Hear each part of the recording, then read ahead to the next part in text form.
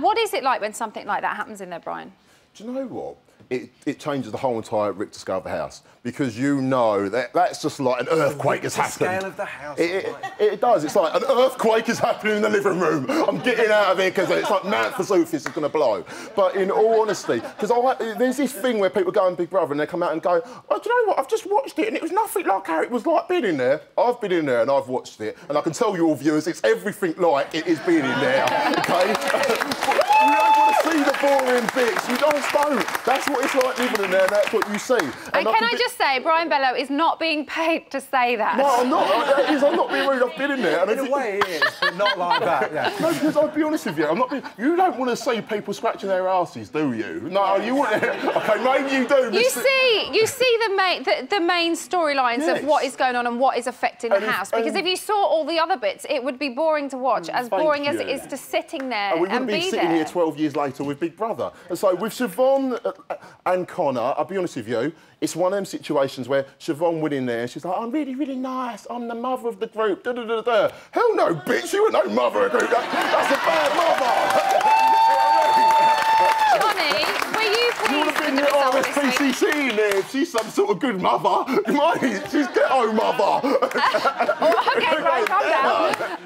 Johnny, were you pleased with the result this week, or would you like to see it go a different way? I think it was a bit predictable. The result was predictable, especially with Connor. I would rather have seen somebody like Connor and Ashley up. I'd like to have seen Ashley gone just to see how Luke would have coped without her going, see if he'd jump onto another woman. I think they could cope quite fine. I must say that Connor is missing Aaron a lot, isn't he? Very much so. I think but I'll never forget the night when Aaron was going round with that water pistol. Do you remember? Well, do you know what? If he'd got that pistol out and squirted in my face at that time, and I'd have whacked him over the head with my fan, love, I tell you. So Siobhan has said that she is all cried out. Has she lost her role as house... Yes. Hold on. Let me finish the question.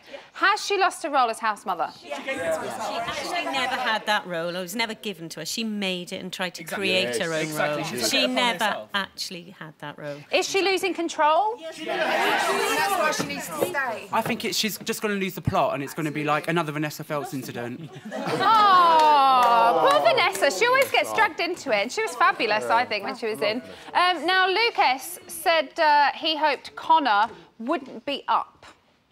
Do we buy this? No. Because surely they both know each other want to win. Yeah, that's competition, no? It's a male competition, isn't it?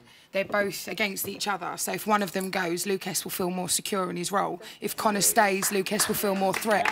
So he wants him to go. I kind of get that. I buy that they like each other, though. Yeah, they do. It is a sort of friendly as you can be in the house. Yeah. But obviously, if one of them was to go, the other one is a step up to winning. Connor's got to go and get over. I don't agree with that. I think it's Lucas versus Adam. I think that Connor's just under Lucas and other people. It's Adam that's going to come to the fore in the end, and we have now seen Siobhan as she really is, haven't we? So it could be her that goes. No, she won't go. OK, hold on. I've got to move on to the next question. Right, so both Connor and Siobhan have talked about walking recently, and we all hate a walker, don't we? Yes, we do. Are they going to go? No. If you're gonna walk, all the walkers, they talk to Big Brother about walking. They don't say it in the house to all the housemates. It was Connor's thing was all the classic, somebody stop me, I'm going to walk, somebody stop me. No one stopped him, so he didn't walk. Are we going to be in for another shock result this week? Oh, do you know what? I've got a feeling Siobhan could go, though. Because in the day, girls vote, and the whole Siobhan, like, unhappy, like, and then, like, my birthday, and girls are sitting there, much as Connor has been an A. Are girls going to vote to save Connor? Really? Oh, I think they will vote, because the girls like muscles, don't they? They like muscles. Let's ask the girls. Are girls going to vote to save Connor? Connor hasn't got much personality. He's got the muscles, but that's about all he's got. And Siobhan, as much as she's a bit of a nightmare, today's the first time we've seen the real nightmare. So we've seen the nightmare from Connor on and on and on, and I think Connor will go. And who do we want to see more of a nightmare from? Siobhan. OK. So that's what this lot have to say, but let's see how the House are dealing with the news of the noms. So it was 3 people voted me and 2 people voted Connor, or... I very much can imagine, because... Yeah, but Bex is only 5, babe. Yeah, that's fine. There's only 5. You could have just got 2 votes. It could have been, yeah, but it would have been 2 and 2. That still makes 4. I know who it was. Dana voted for us too. Huh? Adam probably would have voted for Siobhan. Becky would have voted for us too. No, don't discuss it. I'm not discussing it. I don't give a fuck if I'm discussing or not. That's who I think. It's not. I'm not discussing nominations. It's who I think. Do you know what I mean? Because the only way people are threatened, they're threatened by us. They're weirdos.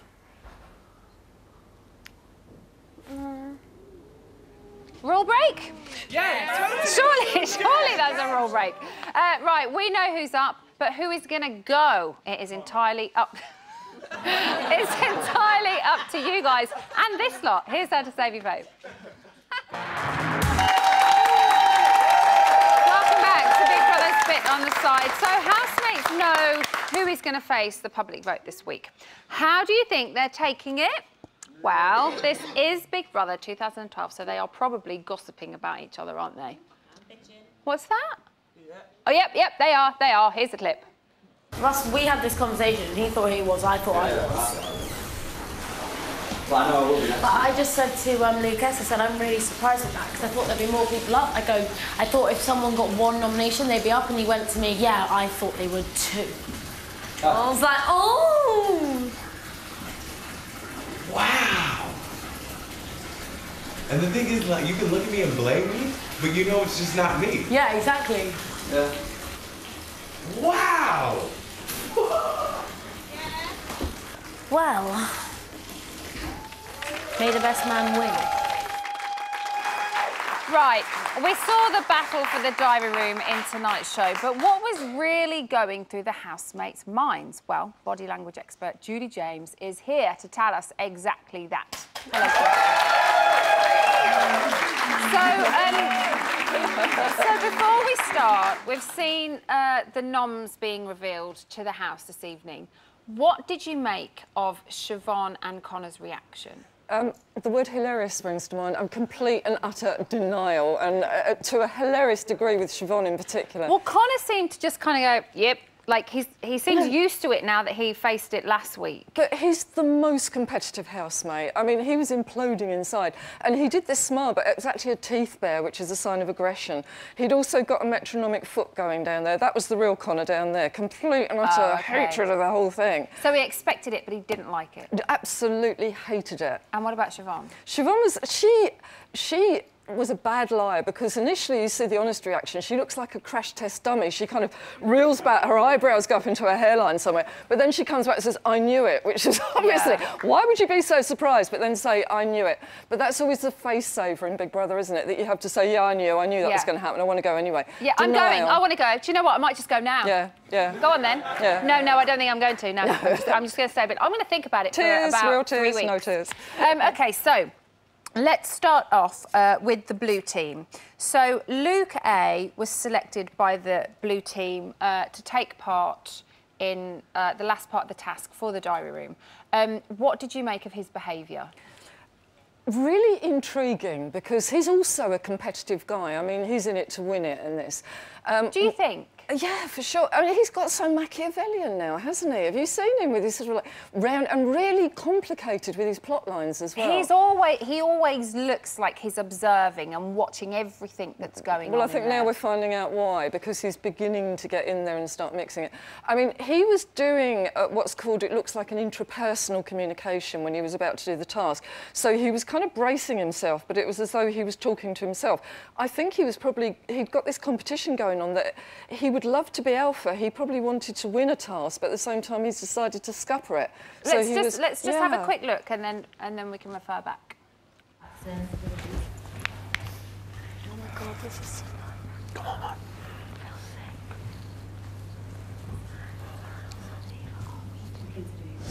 No, it's only 5. Try 5. Yeah. Not how many people? He can try. He's got 5 attempts. No, he's got 5 attempts at the box. Yeah, so just try. We've done the box. But do Dana. that have been up. Go. No, because I don't think it is. Yeah, it is. Just try it is. Because with everybody else, ain't just us. So we know from tonight's show that his main aim was to fail that task, to sabotage it, so that he could help out his friends on the green team.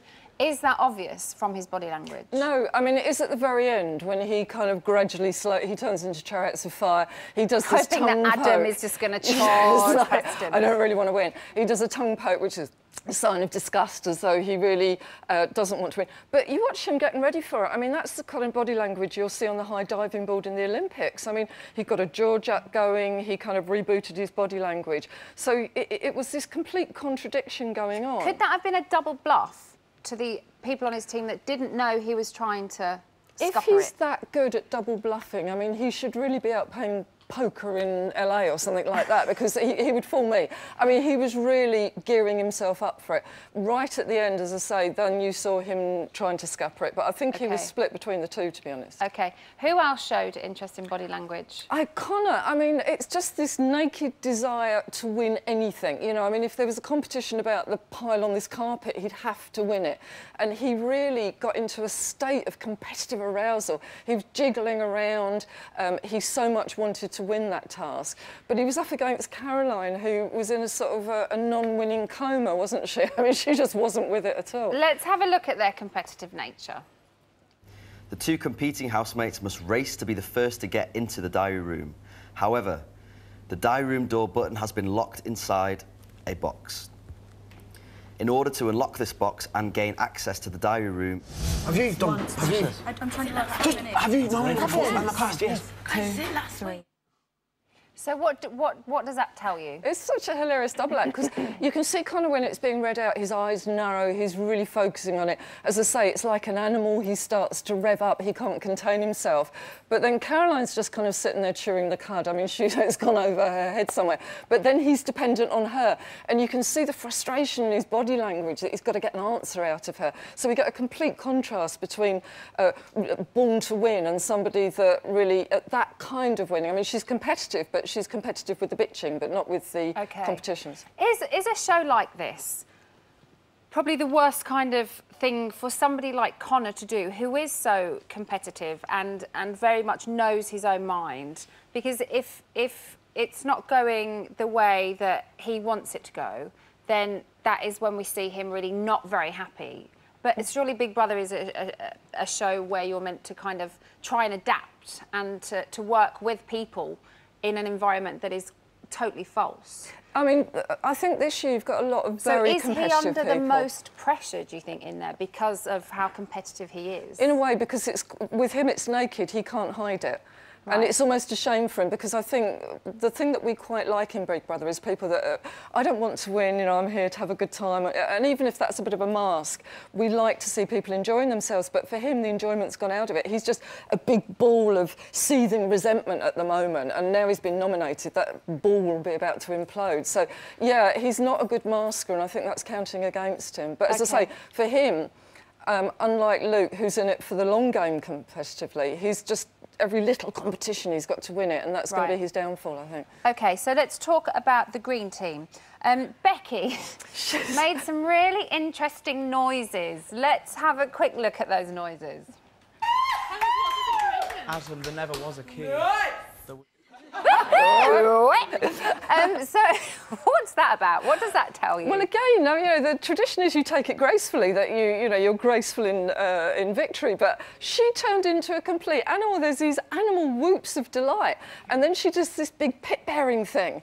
Now that is a signal of arrogance. That's showing that you're completely undefended. All your bits are undefended, and that means that you're not worried about attack from anybody. So that pit-bearing was ultimate victory and arrogance. I think she's a lot more competitive than she likes to make out. We saw her say tonight, didn't we, in the bedroom, when Scott said, oh, I didn't want to kind of celebrate to rub it in their faces. And she was like, well, I don't care. I don't care. I'm quite happily doing it. And why does she go Cockney when she does it as well?